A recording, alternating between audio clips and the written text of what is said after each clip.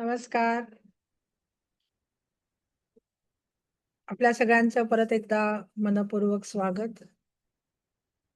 आपण स्क्रिप्टिंग जे दिलेलं आहे त्याप्रमाणे टायपिंगची प्रॅक्टिस आपण करत आहोत का? तुम्हाला काही समजतंय, नाही समजतंय, कळतंय, काही प्रश्न विचारायचे असं काही असेल तर बाकीचे लोक जॉईन होईपर्यंत आपण बोलू शकतो. नमस्कार पूजा मॅडम.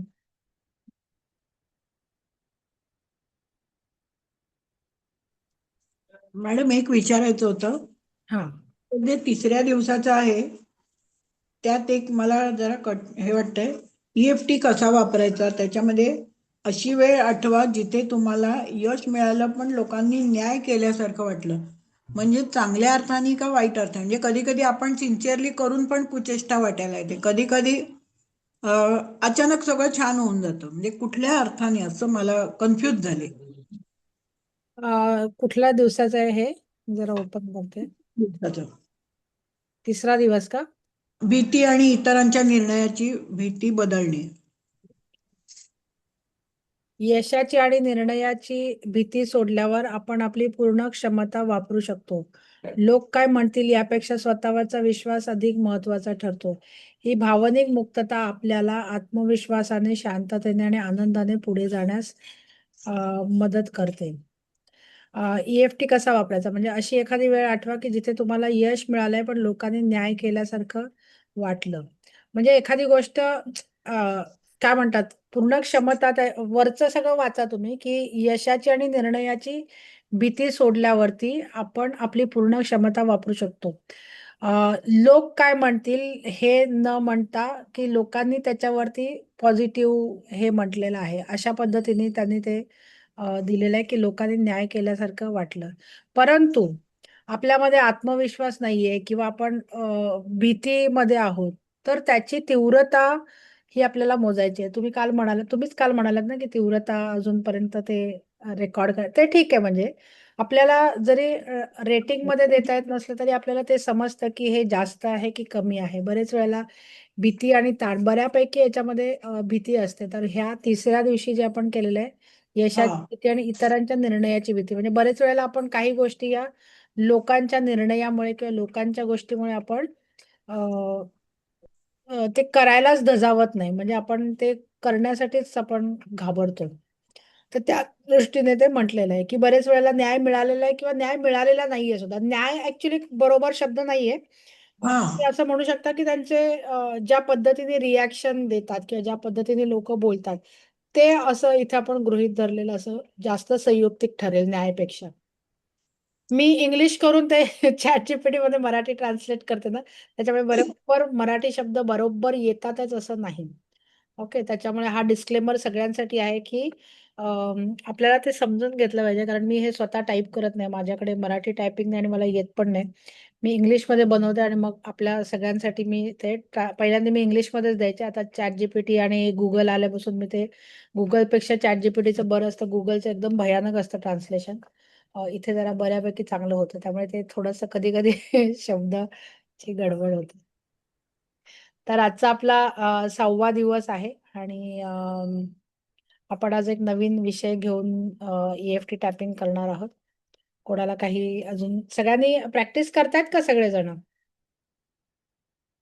5 मिनिटं का होईना पण आपण करतोय का आपण जे शिकतोय ते? आणि कसं वाटतंय करताना? असं रिलीज झाल्यासारखं वाटतंय का?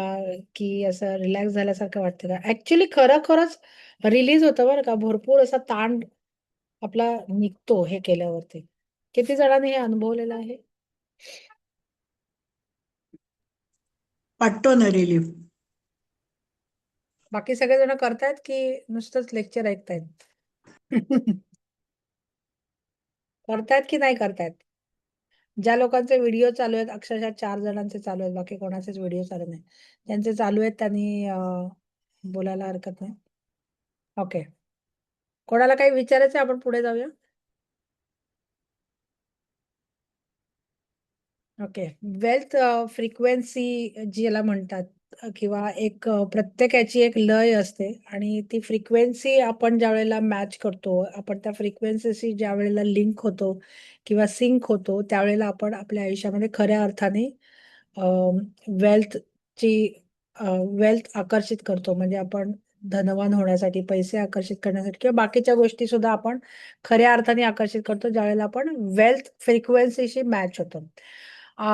पैसे आकर्षित करण्यासाठी आपल्याला ते खूप महत्वाचं असतं. आणि इंटरनल ट्युनिंग, जसं मी उदाहरण दिलं की एक रेडिओ स्टेशन आहे आणि त्या रेडिओ स्टेशनमध्ये आपल्याला जोपर्यंत आपण त्या चॅनलशी आपण ट्यून करत नाही फ्रिक्वेन्सी, तोपर्यंत त्या चॅनलचं गाणं ऐकायला येत नाही. ह्याचा अर्थ तिकडे त्या चॅनलवर गाणं नसतं असं नाही, प्रोग्राम्स चालू असतात, पण आपल्याला त्यावेळेला ऐकायला येतात ज्यावेळेला आपण ते ट्यून करतो. तसं ब्रह्मांडामध्ये सगळ्या गोष्टी ऑलरेडी उपलब्ध असतात, पण त्या फ्रिक्वेन्सीच्या त्या ऊर्जेच्या रूपात असतात. आपण ज्यावेळेला त्या ऊर्जेच्या फ्रिक्वेन्सीशी ट्यून होतो त्यावेळेला त्या फ्रिक्वेन्सीची गोष्ट आपल्या आयुष्यामध्ये अवतरित होते.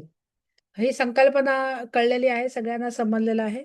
मग आपल्याला बरेच वेळेला त्या फ्रिक्वेन्सीशी आपण ट्यून होत नसतो, कारण आपले भावना, विचार, कृती या सगळ्या गोष्टी या मिसमॅच होणाऱ्या असतात. आतमध्ये आपलं ट्युनिंग झालेलं नसतं आणि म्हणून आपण त्या फ्रिक्वेन्सीशी आपण ट्यून होत नाही.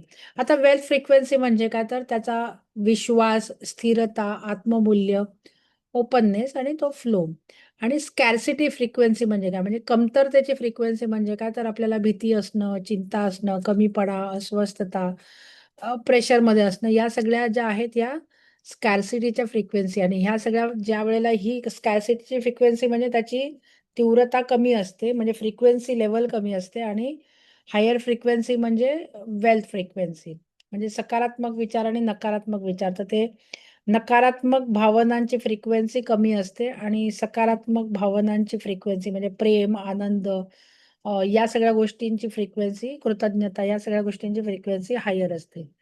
त्यामुळे आपण EFTच्या टॅपिंगमुळे आपण ही जी स्कॅर्सिटीची ऊर्जा आहे ती आपण चेंज करून आपण अबंडन्स फ्रिक्वेन्सीमध्ये शिफ्ट करू शकतो.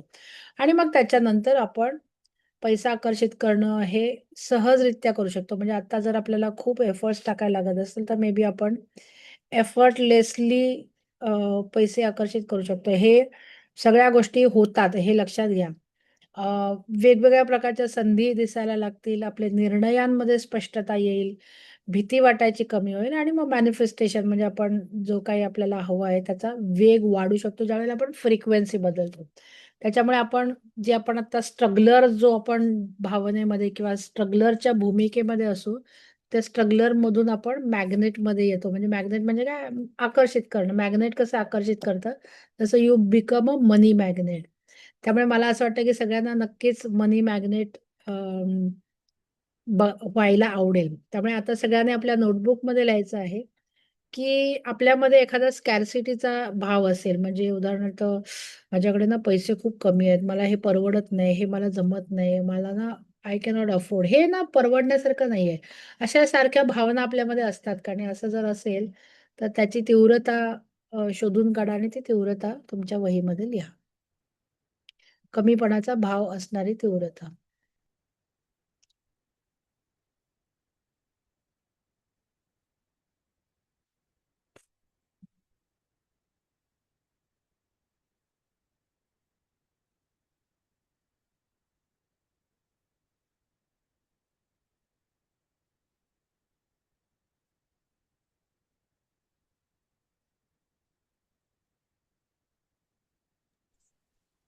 ही भावना द्विधा असू शकते का?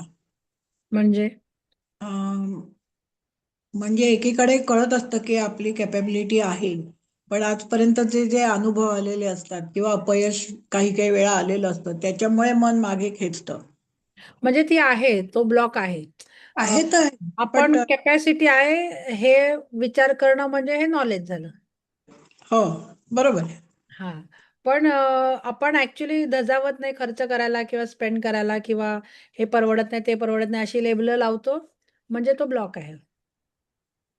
क्लिअर. अनुभवांमुळेच तर त्या कंडिशनिंग झालेलं असतं ना. लक्षात येते का? आपल्याकडे पैसे नसतात आणि आपले जे अनुभव असतात किंवा आपल्याला जे शिकवलेलं असतं त्याप्रमाणेच तर आपले हे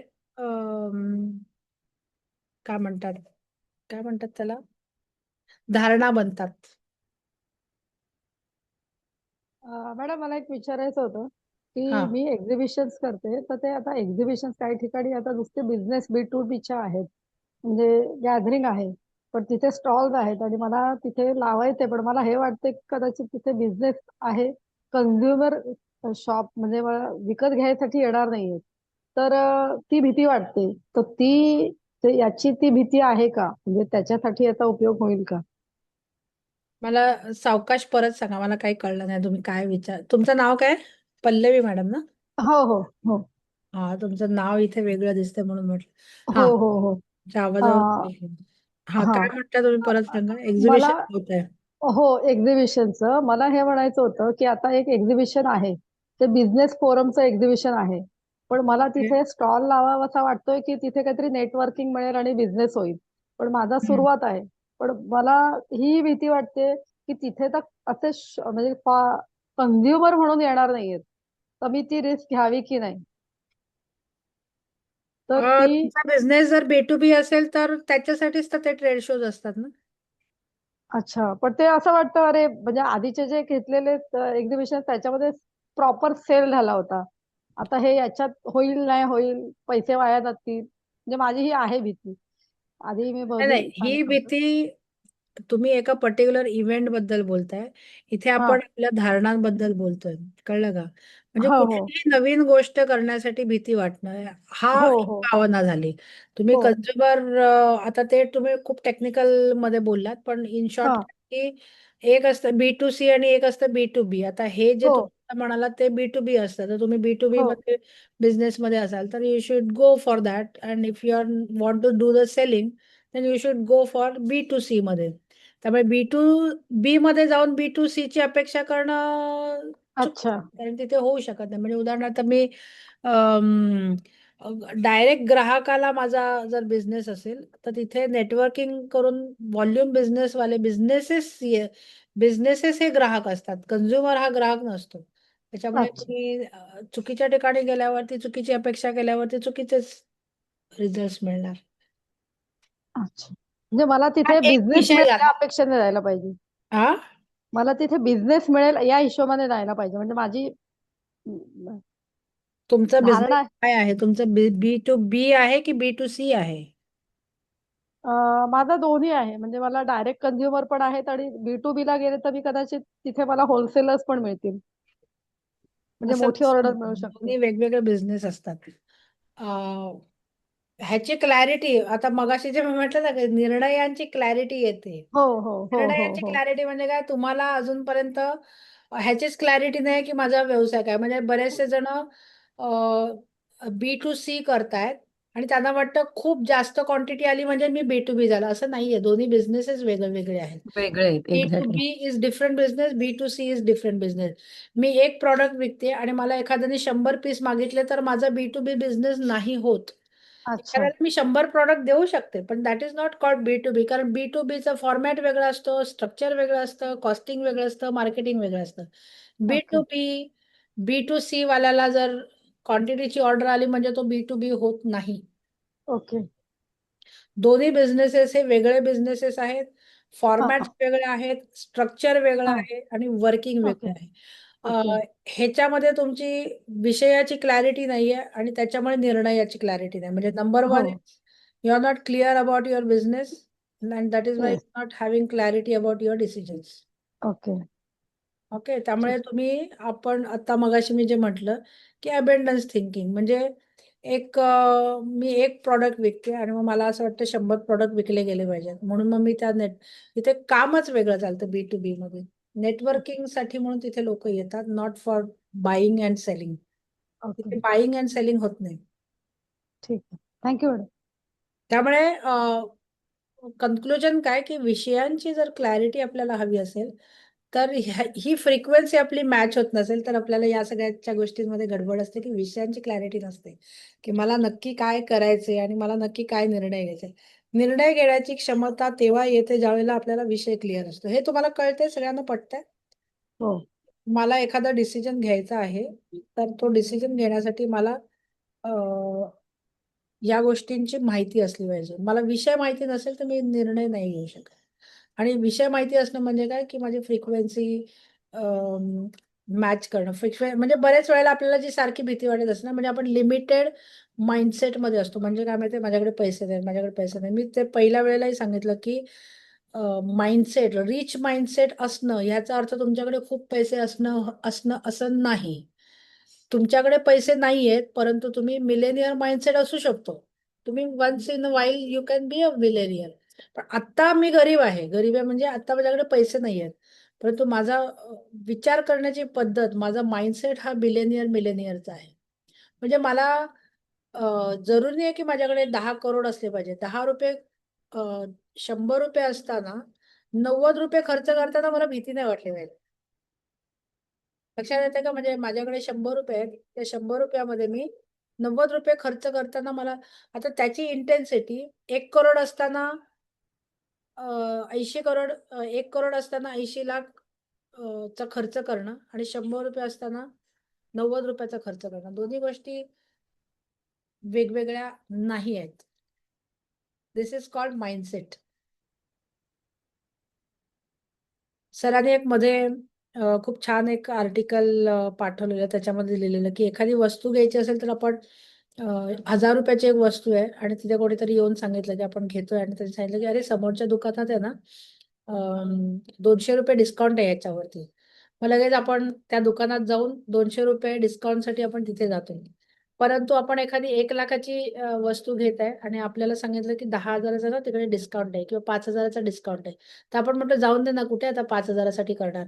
म्हणजे आता मला तुम्ही सांगा की 5,000ची व्हॅल्यू 1 लाखावरती 5,000 सेव्ह करणं किंवा 200 रुपये सेव्ह करणं आणि 1,000वरती 200 रुपये सेव्ह करणं, 200 रुपयाची व्हॅल्यू ही तेवढीच असते.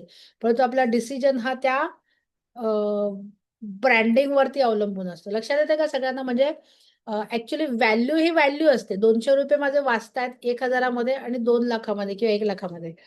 200 रुपयाची व्हॅल्यू आपली बदलत नाही, परंतु आपला डिसिजन हा बदलतो किंवा आपली विचार करण्याची पद्धत ही वेगवेगळी असते दोन्ही प्रक्रियेमध्ये. असं एक छान आर्टिकल सरांनी मध्ये पाठवलं, ते आठवलं की अ, ही जी निर्णय घेण्याची प्रक्रिया आहे की आपल्याला असं वाटतं की अरे मला ना दुसऱ्याला पैसे, मी काय दान करणार, माझ्याकडे पैसेच नाही. पण 100 रुपये असलेला व्यक्ती 50 रुपयाचा दान करेल आणि 1 लाख रुपये असणारा व्यक्ती काहीच दान करणार नाही. So this is what depending on the mindset. त्यामुळे आपण इथे काम कशावर करत आहोत किंवा काय विचार करत आहोत की आपला जो माइंडसेट आहे की फ्रिक्वेन्सी आपण मॅच कधी करणार, वेन वी आर, आपल्या ज्या भावना आहेत त्याच्यावरती. म्हणजे माझं विचार करण्याची पद्धत किंवा मी लॅक मध्ये माइंडसेट आहे की अबंडन्स माइंडसेट आहे.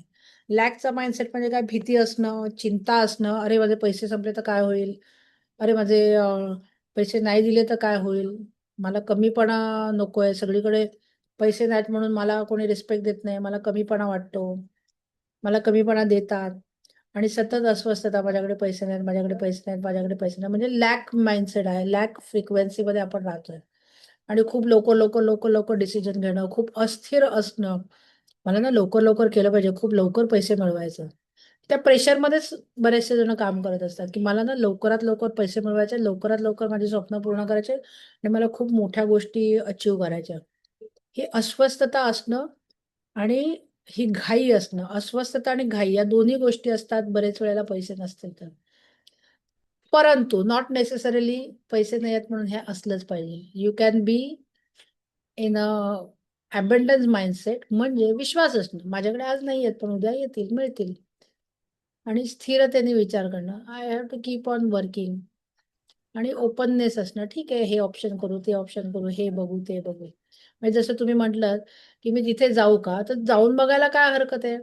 तुम्ही as a walking trade show म्हणून तो ट्रेड शो वॉक करा, म्हणजे तिथे नुसतंच व्हिजिट करा, म्हणजे तुम्हाला अंदाज येईल की ट्रेड शो काय असतो, B2B काय असतं, म्हणजे काय ओपननेस त्याला म्हणतात. तुम्ही ओपनच नाही आहे तिथे जाण्यासाठी. ऍक्च्युली हा. म्हणजे ही फ्रिक्वेन्सी लॅकची फ्रिक्वेन्सी आहे. ओके. लक्षात येते का? म्हणजे तुम्हाला हो हो एका ठिकाणी जायचंय, मग तिथे मी हो. भाग घेणार नाही, पण मी जाऊन तर बघेन की काय एक्झॅक्टली बरोबर असतं, काय बरोबर. असतं. मग हो तिथे मला वेगवेगळे नेटवर्किंगचा म्हणून उपयोग करेन मी. तुम्हाला म्हणून नाही सांगते, मी एक उदाहरण देते, कारण तुम्ही आता हे प्रश्न विचारला म्हणून त्याला अनुसरून मी उत्तर देते किंवा सांगते की एक्झॅक्टली बरोबर आहे. माइंडसेट ब्लॉक म्हणजे काय. तर बरोबर आहे. मला तिथे जाण्याचा ओपननेस नसेल तर आपण नवीन नवीन पर्यायांवर कामच करत नाही. म्हणजे मला अरे हे मला माहिती नाही इथे होईल की नाही, माझे पैसे फुकट जातील की नाही, म्हणजे काय की you are not open. This is lack frequency.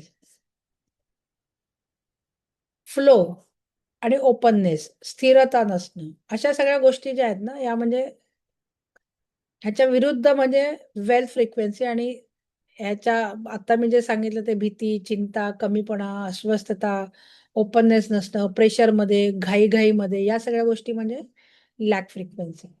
Clear आहे सगळ्यांना आपण काय म्हणतोय? त्यामुळे आपण या स्कॅर्सिटी फ्रिक्वेन्सीमधून अबंडन्स फ्रिक्वेन्सीमध्ये EFTच्या मदतीने आपण जाऊ शकतो. आणि त्याच्यामुळे मग पैसे आकर्षित करणं एफर्टलेस होऊ शकतं, वेगवेगळ्या संधी आपल्याला दिसू शकतात आणि संधी आपल्याला मिळू पण शकतात. तर आपण आता तुम्ही वहीमध्ये लिहिलत का तुमचं काय फ्रिक्वेन्सी नाही सॉरी, काय इंटेन्सिटी आहे 0 to 10 मध्ये लिहून झालं? मॅडम मी एक विचारू का? हा विचार. सपोज आपण आता कुठे बाहेर गेलो, म्हणजे आउट ऑफ बॉम्बे जिथे आपण नेहमी शॉपिंगला जातो, साड्या घ्यायला जातो, व्हॉटेव्हर. सपोज इथे खूप साडी आवडली वगैरे, ती अगदी 15, 20, 25 हजाराची असेल. असं नाही की I can't afford. I can afford, पण माझ्या मनात विचार होतो की अरे खरंच आता गरज आहे का? घरात काही फंक्शन नाहीये, मग कशाला उगाच घ्यायची? आणि मग मी ती साडी न घेता दुसरी आवडलेली एक 2-5 हजारापर्यंत घेते. मग हा जो माझा माइंडसेट आहे, तोही स्केअरसिटीमध्ये मोडतो का? हे खर्च करण्यामागे पैसा वाचवावा किंवा पैसा संपेल किंवा आता गरज नाहीये ना, म्हणजे मोठे पैसे खर्च केले म्हणजे हे बघा, साडी आवडल्यावरती irrespective of that value you should buy it. बरोबर? If you can afford. बरोबर. ज्या वेळेला तुम्ही हा सारासार विचार किंवा अनालिसिस करता हां. की बाबा ही आवडली आहे पण ती 15,000ची आहे हं. म्हणून मी विकत घेणार नाही, कारण तुमचं डिसिजन मेकिंग कशामुळे झालं? व्हॅल्यू वरती झालं. बरोबर. म्हणजे कुठेतरी आपल्याला असं वाटतं की उगाच पैसे का खर्च करायचे? कारण पैसे हां. संपणारे असतात. हो. बरोबर. आपल्या घराच्या बाजूला जर नदी असेल तर आपण हळूहळू जाऊ दे ना, आज 2च बादल्या पाणी आणूया, नदी आटली तर, असा विचार येत नाही. हं. बरोबर ना? आपण रोज बरोबर. पाहिजे तेवढं पाणी वापरणार. हां. इथे काय माझ्याकडे पैसे आहेत, पण माझ्या आतमध्ये असा विचार आहे की पैसे संपणार आहेत. हां. म्हणून आपण व्हॅल्यूवरती डिसिजन घेतो. बरोबर. जे मोठे लोकं असतात म्हणजे पैशाने मोठे हां, पैशाने हां. श्रीमंत लोकं असतात, ते असा विचार नाही करत. ते म्हणतात, "झालं फुकट गेलं ते जाऊन दे." आता ते असं अच्छा. वागावं का, न वागावं का, तात्विकदृष्ट्या बरोबर आहे का, हा एक वेगळा मुद्दा आहे. मी इथे हां. फक्त फक्त स्कॅर्सिटी बद्दल बोलतेय आणि अबंडन्स बद्दल बोलते. म्हणजे तुम्ही घेऊ नका. हं. परंतु तुमच्या मनात डिसिजन का घेतला घेऊ नकायचा? कारण त्याची व्हॅल्यू जास्त आहे. व्हॅल्यू जास्त आहे. लक्षात अच्छा. म्हणजे हा पण स्कॅर्सिटी माइंडसेटमध्येच मोडलं जातं. आहे. येस. म्हणजे मी ओके. तुम्हाला सांगेन, की एखादी गोष्ट मी तुम्हाला मला माहिती नाही या वर्कशॉपमध्ये झालं. मी तुम्हाला माझं एक उदाहरण सांगितलं, की मला गाडी मी नेसेसिटी किंवा हं. कन्व्हिनियन्स म्हणून मी घेतली. बरोबर? हं. 25,000 पगारामध्ये 13,000 च्या EMIमध्ये मी गाडीमध्ये इन्व्हेस्ट केले. हं. सो हा अबंडन्स माइंडसेट मी तयार हं. केला म्हणून हा डिसिजन घेऊ शकले. आणि बाकीचे लोकं मला बडबड-बडबड करायचे, की पैसे स्वतःवर उडवते, काही ह्याचं पडलेली नाही, ते पण म्हणजे मला हे सांगायचं काय माहिती की this is what is called. आता माझ्याकडे पैसे होते का? नाही, नव्हते. 50% पगार I am investing on the car.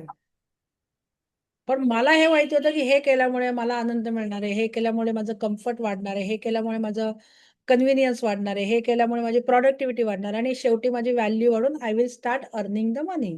So my ultimate you are improving your value. Value proposition जे असतं ना, आता रोज ते थकायला होणं, मग प्रॉडक्टिव्हिटी नाही, मग हे नाही, ते नाही, मग परफॉर्मन्स. सो अशा पद्धतीने म्हणजे मी तुम्हाला एक्झाम्पल देण्याचा प्रयत्न करते, की आपल्याकडे किती पैसे आपण खर्च करतोय ह्याच्यावरती आणि किती पैसे आहेत ह्याच्यावरती डिसिजन नसतात. आपण नॉर्मली डिसिजन घेतो मध्यमवर्गीय लोकं. माझ्याकडे किती पैसे आहेत त्याप्रमाणे किती केलं पाहिजे. आता ह्याच्यातून परत लोकं असा विचार पण करतील किंवा असा अर्थ पण काढतील, की ह्याचा अर्थ काय आम्ही पैसे सगळे उडवत बसायचे का? संपत बसायचे का? असं नाही. मला हे म्हणायचंय, की तुमच्याकडे पैसे होते ₹15,000 खर्च करायला साडीवरती. परंतु तुम्ही खर्च केले नाहीत आवडलं असूनही कारण त्याची व्हॅल्यू तुम्हाला जास्त वाटली. या व्हॅल्यूची कशाला घ्यायला पाहिजे आता साडी? लक्षात येते? दिस इज करेक्ट. What talking. तुमचे पैसे असणं आणि नसणं ह्याचा माइंडसेटची काही संबंध नाही. दिस इज अ स्कॅर्सिटी माइंडसेट. माइंडसेट. अजूनही पैसे आल्यावरती सुद्धा पैसे खर्च करताना भीती वाटते, कारण आपल्याकडे एकेकाळी पैसे नव्हते. नव्हते. मग आल्यावरती आपण जसं म्हणतात ना, की ती म्हण आहे ना, की ताक सुद्धा फुंकून फुंकून पितात दुधाने हो. तोंड भाजलं की. म्हणजे एकदा अनुभव होता, की तोंड भाजलेलं आहे, मग प्रत्येक वेळेला आपण फुंकून पितो. मग आपल्याला माहिती नाही, की हे ताक आहे की दूध आहे. सो एव्हरी टाईम अनुभव आपल्या धारणा बनवतात. सगळ्यांना क्लिअर आहे का काय सांगतोय, काय बोलतोय ते? करेक्ट? म्हणजे आपण जे म्हणजे उदाहरणार्थ बरेचसे जण म्हणतात ना, की भाजी खूप महाग झाली आहे. आता भाजीमध्ये आपण ₹2 वाचून आपण श्रीमंत होऊ शकतो का? हा विचार जो आहे ना, हा आपल्या आतमध्ये इम्बाईब केलेला आहे. पैसे, पैसे जोडून आपण एवढं मोठं घर बनवलं, असे डायलॉग ऐकलेले आहेत ना आपण. कष्टाने मी हे सगळं मिळवलं. सगळेच जण कष्ट करतात. कष्टानेच मिळवतो आपण. कष्ट वेगवेगळ्या लेव्हलचे, वेगवेगळ्या प्रकारचे असतात. पण कष्ट तर एफर्ट्स तर सगळीकडेच टाकायला लागतात. तुम्ही नाही का हे वर्कशॉप करण्यासाठी सगळेजण रोज वेळ देतात. This is a commitment. So this is efforts. सगळेजण काय फ्री आहेत का? सगळ्यांकडे काही ना काहीतरी कामधंदे आहेत. संध्याकाळच्या वेळेला घराच्या जबाबदाऱ्या आहेत, स्वयंपाक करायचा आहे, मुलांचं बघायचं आहे, फॅमिलीचं बघायचं आहे. But still you are putting your efforts to learn something. म्हणजे हे एफर्ट्सच आहेत ना. त्यामुळे एफर्टशिवाय काहीच मिळत नाही. पण आपण काय म्हणतो, की मी खूप कष्टाने पैसे मिळवले, मी खूप कष्टाने हे केलं. सो हे सगळं थिंकिंग हे आपल्याला दिलेलं असतं. त्यामुळे आता प्रत्येकाने आठवा, की मी खर्च करताना माझ्या आतमध्ये कशा पद्धतीने मी खर्च करते. बापरे! किती महागाई झाली आहे. असं रोज म्हणणारे लोकं आहेत, खर्च करताना. सगळीकडे नाही, माझ्या घरातच आहेत. जरा जपून पैसे वापर. थोडी महागाई वाढली आहे. असं सांगणारे लोकं आहेत. आता जपून वाढून ना महागाईवर आपण काय करू शकत ना माझ्या ह्याच्यावर. पण मी जर हा बदलला, तर मी तुम्हाला सांगते, की त्या महागाईचा मला फरक काही नाही पडणार. एवढी मात्र परिस्थिती बदलते. हे मी तुम्हाला सांगते.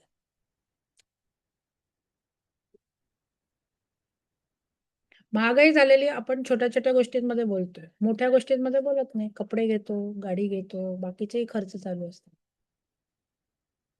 सगळेच जण तसे असतात असं नाही. मी एक इन जनरल सांगते तुम्हाला, की काही ठिकाणी आपल्याला महागाई दिसते, काही ठिकाणी महागाई नाही दिसत.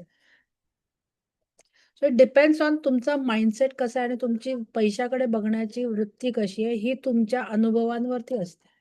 त्यामुळे हे सगळे जे स्कॅर्सिटी माइंडसेट आहेत, हे आपण टॅपिंगमधून आपण ते आज त्याच्यावर बघणार आहोत, की रिलीज कसे करायचे.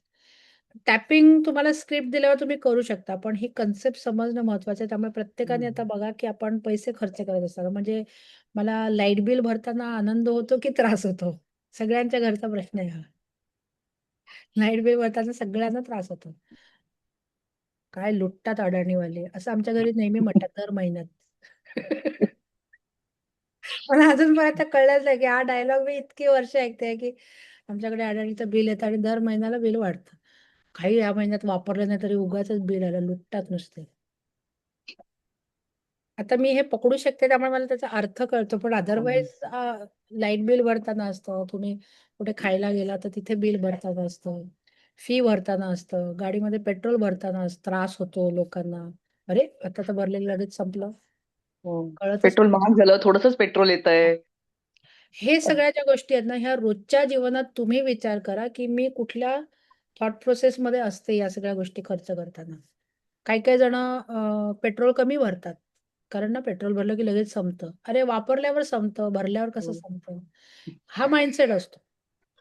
पाकिटामध्ये पैसे कमी ठेवतात. तर पैसे असले तर पाकीट भरलेलं असतं की संपतं. उलट तुम्ही मला सांगते पाकीट भरून ठेवा. बघा तुमच्या मनी फ्रिक्वेन्सीमध्ये किती फरक पडतो. हो.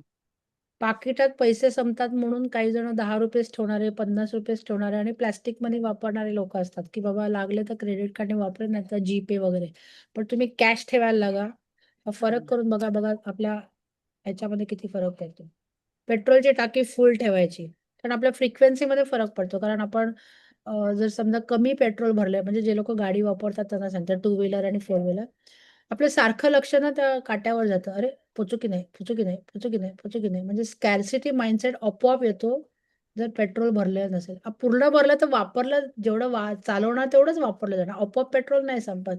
पण लोकं या माइंडसेटमध्ये असतात, की जाऊन दे थोडीशीच भरायची किंवा काही-काही जण तर रिझर्व्हवरच चालवतात कायम आणि मग रिझर्व्हवर चालवल्यावरती सारखं त्याच्याकडे लक्ष, की कधी संपतंय, कधी संपतंय, पेट्रोल पंप येईल की नाही, इथे पोहोचेन की नाही, तिथं. म्हणजे आपण ॲक्टिव्हेट करतो स्कॅर्सिटी माइंडसेट. सो या रोजच्या जीवनातल्या ज्या गोष्टी आहेत ना, ह्या जरी बदलल्या ना, तरी आपला माइंडसेट बदलतो आणि आपण फ्रिक्वेन्सी चेंज करतो. म्हणजे 1-2 गोष्टी सांगितल्या. एक पाकीट भरून ठेवणं. भरून ठेवणं म्हणजे ₹1,00,000 ठेवणं असं नाही. ॲट लिस्ट सायझेबल पैसे असले पाहिजेत आपल्यात. खर्च नका करू. पाकिटात ठेवा. पाकिटात पैसे असणं आणि खर्च न करणं किती छान वाटतं. मला एखादी गोष्ट घ्यायची आहे, माझ्याकडे पैसे आहेत, माझ्याकडे ऐपत आहे, मी विकत घेऊ शकते, पण नाही करायचं आहे. पण मला एखादी गोष्ट आवडते, पण माझ्याकडे पैसे नाही. अरे, मला काय मग नंतर गेला तर निघून तो ड्रेस किंवा नंतर नाही मिळाला तर म्हणजे माझ्याकडे आता पैसे नाहीत. म्हणजे आपण कुठल्या माइंडसेटमध्ये गेलो, फ्रिक्वेन्सीमध्ये गेलो, लॅकच्या. पण माझ्याकडे पैसे आहेत, मला एखादी गोष्ट आवडली आहे, पण मी नाही विकत घेणार. ठीक आहे, नंतर घेईन. I can afford any time. I can by any time. बदलला ना, फ्रिक्वेन्सी बदलली. तर ह्या छोट्या-छोट्या गोष्टी तुम्ही 30 दिवस करून बघा. पाकीट भरून ठेवणं आणि गाडी वापरत असाल तर फुल पेट्रोलवर गाडी चालवणं. हे दुसरी गोष्ट. म्हणजे या छोट्या-छोट्या गोष्टी लोकं असतात त्याच्यामुळे आपली विचार करण्याच्या पद्धतीप्रमाणे we are into the scarcity mindset और अबंडन्स माइंडसेट. हे जे कॉमन रोजच्या जीवनातल्या ज्या गोष्टी आहेत ना, ते सांगते. म्हणजे आपण रोज वापरताना, रोज जगताना कशा पद्धतीने जगतो किंवा कशा पद्धतीने पैसे खर्च करताना विचार. पैसे येतात तेव्हा सगळ्यांनाच चांगलं वाटतं. पैसे खर्च करताना मला कसं वाटतं, पेट्रोल भरताना, लाईट बिल भरताना, कोणाची आपण उधार घेतलेली आहे किंवा कोणाकडनं आपण पैसे घेतले, त्यांना त्यांचेच पैसे परत देताना लोकांना वाईट वाटतं. म्हणजे मला कोणाकडनं तरी घेतलंय, माझे ड्यूज आहेत. बँकेकडनं मी लोन घेतलंय आणि त्याच्या अगेन्स्टमध्ये मी घर घेतलंय, गाडी घेतली आहे, ई-एम-आय चालू आहे. ते ई-एम-आय भरताना त्रास होतो मला. अरे, बँकेने मला दिले ना पैसे ते वस्तू विकत घ्यायला. I am enjoying that product. मी ते घर एन्जॉय करते, मी ती गाडी एन्जॉय करते, मी ते माझ्या मुलाच्या शिक्षणासाठी मी एन्जॉय करते. फी भरू शकले बँकेने दिले म्हणून. पण ते ज्यावेळेला मला द्यायची वेळ येते, त्यावेळेला मला त्याचा त्रास होतो. सो हे आठवा, की मला त्याच्यावरून तुम्हाला कळेल, की तुमचा माइंडसेट काय आहे. माइंडसेट म्हणजे फ्रिक्वेन्सी, आपण काय फ्रिक्वेन्सीमध्ये जगत असतो हे तुम्हाला लक्षात येईल. पैसे खर्च करताना माझ्या डोक्यामध्ये काय विचार येतात? पैसे खर्च करताना मला वाईट वाटतं, की छान वाटतं? कुठल्याही प्रकारचे पैसे खर्च करताना, फी भरताना, ई-एम-आय भरताना, अ, स्वतःसाठी कपडे घेताना, दुसऱ्यांसाठी कपडे घेताना, दुसऱ्यांना गिफ्ट देताना, आपल्या कोणाला तरी फंक्शनला बोलवतात आणि मग आपल्याला गिफ्ट द्यायचं असतं, पण ते गिफ्ट देताना आपण सगळ्यात कमी किमतीचं पण छान दिसणारं कसं गिफ्ट मिळेल, असा विचार करतात बरेच जण. आपल्या स्वतःला घेताना आपण चांगलं घेतो, पण दुसऱ्याला घेताना असं छान दिसलं पाहिजे, मोठं दिसलं पाहिजे आणि किंमत कमी असली पाहिजे. असं का वाटतं आपल्याला? अशी भावना कुठून येते सांगा बरं? येते ना अशी भावना बऱ्याचशा लोकांच्या. मी त्या भावनेतून गेलेले आहे, कारण मला ते तसं शिकवलं गेलं. मी तुम्हाला सांगते, की ही भावना असते, की दुसऱ्याला देताना वाईट वाटतं. दुसऱ्याला देताना आपण कमी प्रतीचं देतो. आपल्याला आवडतं तसं देत नाही किंवा आपल्या ऐपतीप्रमाणे देत नाही. म्हणजे माझी जर इफ आय कॅन अफोर्ड ₹1000 मी 1000 ची वस्तू नाही दुसऱ्याला देत. कारण दुसऱ्याला देताना कमी प्रतीचं द्यायचं हे आपल्याला शिकवलेलं आहे. म्हणजे काय माहिती ही लॅकची फ्रिक्वेन्सी, कारण पैसा नाहीये आपल्याकडे. मग आपण काय केलं पाहिजे, आपल्या स्वतःसाठी राखून ठेवला पाहिजे, स्वतःसाठी खर्च केला पाहिजे, दुसऱ्यासाठी खर्च नाही केला पाहिजे. ही भावना तिथून येते. कारण आपल्याला शिकवलेलं आहे money is not abundant, money is limited. पैसा हा संपणारा आहे. पैसा हा पुरेसा नाही आहे आणि पैसा पटाक्कन जाऊ शकतो. काही पण इमर्जन्सी येऊ शकते आणि पैसे उडून जाऊ शकतात. हे आपल्याला सारखं लहानपणापासून शिकवलं जातं. म्हणून आपण अशा कृती करत असतो. दुसऱ्याला देताना, गिफ्टिंग करताना आपण कमी प्रतीचं देणं, कमी पैशाचं देणं आणि देताना सुद्धा ते कमी प्रतीचं देताना पण त्रास होणं. दिवाळीमध्ये आपल्याकडे जो स्टाफ असतो, आपल्याकडे जे लोकं असतात त्यांना आपण जर समजा दिवाळी बक्षीस म्हणून देतो, ते देताना आपल्याला त्रास होतो. अशा सगळ्या गोष्टी आठवा आणि माझी फ्रिक्वेन्सी काय आहे आपल्याला लक्षात येईल. तर आता आपण चालू करूया. मी बरीच उदाहरणं मॅम दिली. एक विचारू? हां, विचारा. मॅम आता गोल्डचे रेट्स वाढतात आहे. सो सगळे रश करतात आहे परचेस करायला. आणि सगळे सांगतात आहे why don't you do it वगैरे. तर मी म्हणते नाही, I will wait for some time when I feel I am comfortable purchasing I will do. So मग what kind of mindset that would be, की I am not listening to what the public is doing और I am तुम्हाला in a, denial? सोन्यामध्ये investment म्हणून सोन्याचं बघत असाल तर इन्व्हेस्टमेंटचा अभ्यास करा. ओके. त्याच्यावरून नाही, डिसिजन घेता पर्चेस येईल ना तुम्हाला. Purchase for use, purchase for purchase use. For use तर मग जेव्हा पाहिजे आता भाजी आपण बघतो का उद्या आता 200 रुपये भाजी आहे, उद्या 100 रुपयाची झाल्यावर मग मी जेवण बनवेन म्हणून. यूज साठी सोनं हवंय तर घ्यायचं. करेक्ट. ओके. म्हणजे तुम्ही आता मला काय सांगितलं, लोक असं म्हणतात की आता जाऊन घेऊया कारण रेट वाढलाय म्हणून. म्हणजे तुम्ही रेट वाढणार आहे. इन्व्हेस्टमेंट पॉईंट ऑफ व्ह्यू विचार करत असाल तर करेक्ट, इन्व्हेस्टमेंटचा करेक्ट. अभ्यास करून डिसिजन घेतला पाहिजे की गेल्या ओके. 100 वर्षाचा सोन्याचा रेट कसा कसा in in in comparison with share market, in comparison with mutual fund, in comparison with other investment कसा हं. बेनिफिशियल आहे ह्याचा अभ्यास करून डिसिजन घ्या. मग तो 2 लाख असून दे ना तर 3 लाख असून दे ना तर 10 लाख असून करेक्ट. दे. If you right. Are investor, you are multiplying your yes. म्हणजे उदाहरणार्थ एखादा बिझनेस टाकला तर त्याच्यामध्ये 2 लाख टाकले आणि सोन्यामध्ये 2 लाख टाकले तर जास्त चान्सेस सोन्यामध्ये मिळण्याचे आहेत बिझनेसपेक्षा. Yes. Yes, yes. Correct. So okay. Investor म्हणून तुमचा रोल असेल तर डिसिजन तसा घेणं. म्हणूनच मी म्हटलं की तुमची हं. विचारांची क्लॅरिटी, स्पष्टता ही तुमच्या विषय कसा आहे त्याच्यावर समजल्यावर होते. राइट. ओके.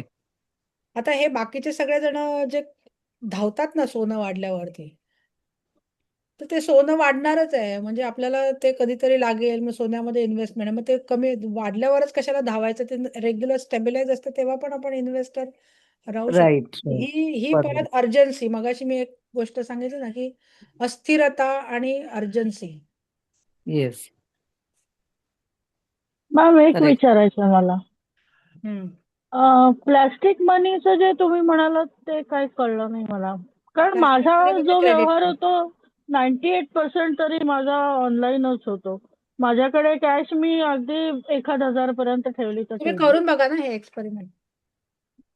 मी म्हणजे का स्वतः पण सुद्धा मी मी आता स्वतः 10 वर्षात कधीही कॅशचा व्यवहार केला नाही, पण मी पर्समध्ये पैसे ठेवते. तुम्ही करून बघा तुमच्या हा मग तसे पैसे असतात पर्समध्ये. मग तेच तर मी पण सांगते तुम्हाला. विचारा तुम्ही म्हणजे 1 महिना 0 पैसे ठेवून बघा आणि 1 महिना पैसे ठेवून बघा. दोन्ही गोष्टींमध्ये आतमध्ये काय फरक पडतो ते एक्सपिरियन्स करा तुम्ही.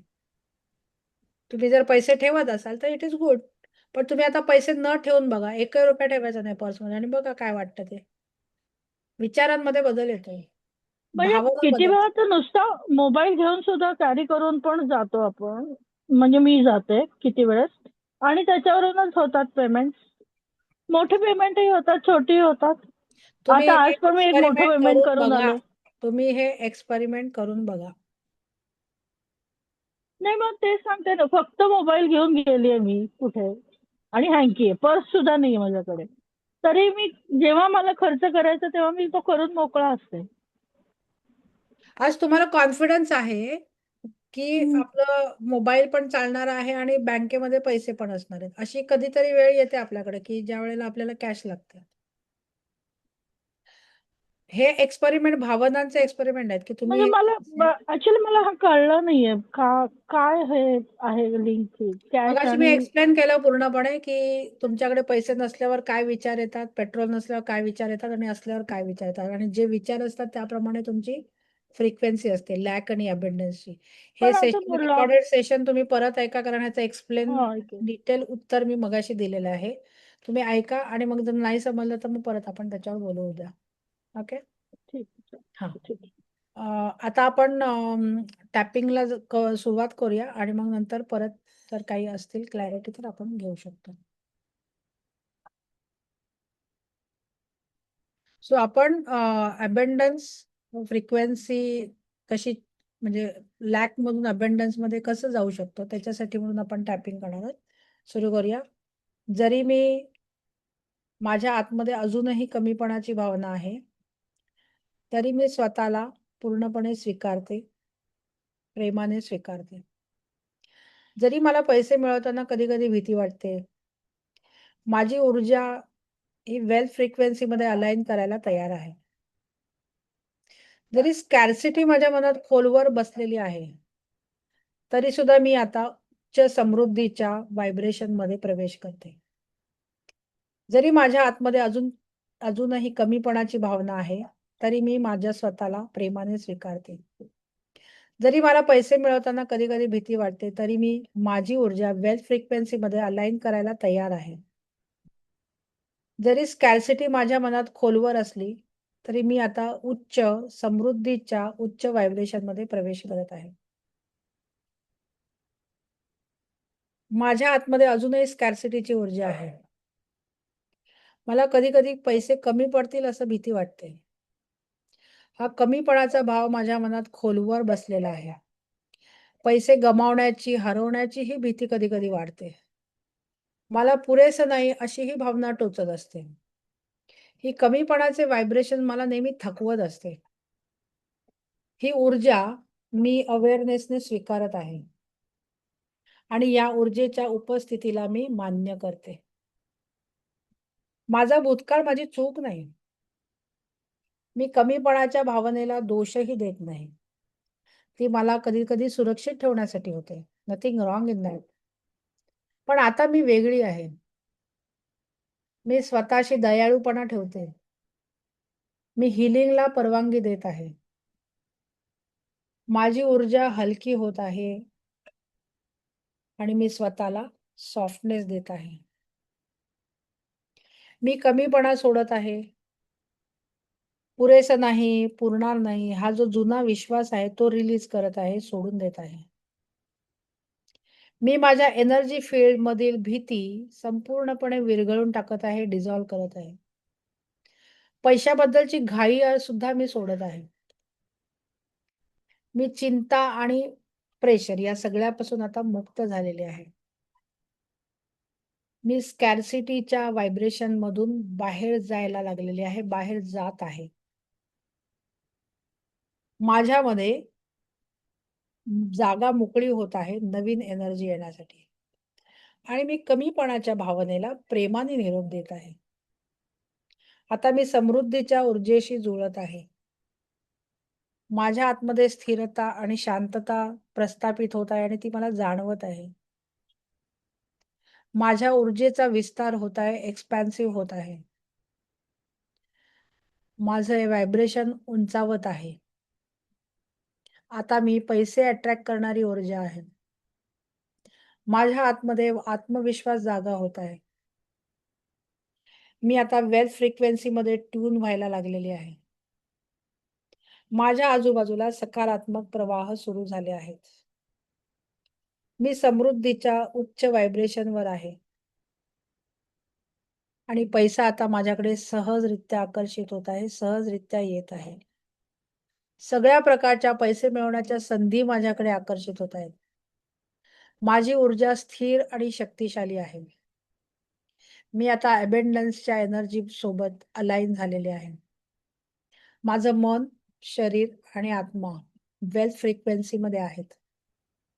ब्रह्मांड, विश्व माझ्याबरोबर समृद्धी निर्माण करत आहेत. मी समृद्धीची ऊर्जा आहे, मी पूर्ण आहे, मी शक्तिशाली आहे आणि मी अलाइन्ड आहे. दीर्घ श्वास घ्या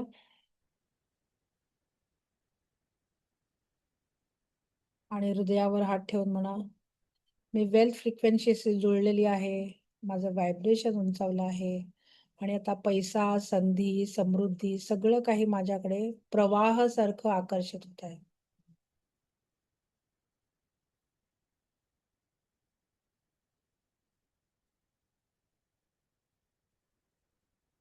कसं वाटलं?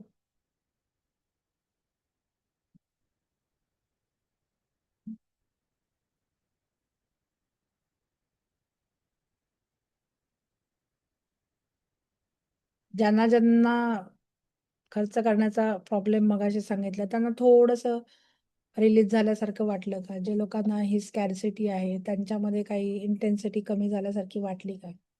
कोणाची इंटेन्सिटी कमीच झाली नाही असं कोणी आहे का? कुड फील द फ्लो. ओके. असं कोणी आहे का की काहीच वाटलं नाही, काहीच झालं नाही? तर आपण परत करूया.